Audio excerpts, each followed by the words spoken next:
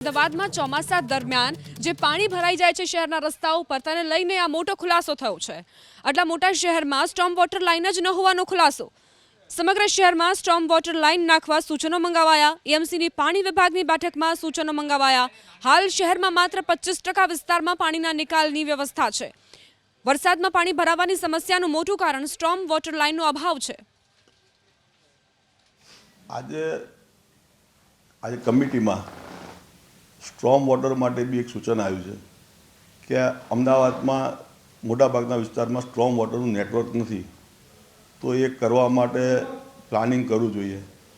તો આપણે એ પોઝિટિવ લઈને અને આપણે એ નેટવર્ક કરવા માટે શું થઈ શકે, કેવી રીતે બનાવી શકાય, એનું આગોતરું આયોજન કરવા માટેની આજે આપણે સૂચના આપી છે કે નેટવર્ક કરી અને આપણને મેક્સિમમ ચોમાસાની અંદર ફાયદો થઈ શકે એવું નેટવર્ક કરો તો આપણે આવનારા દિવસોમાં નાગરિકોને જે ચોમાસામાં હાલાકી પડે છે એ પડે નહીં।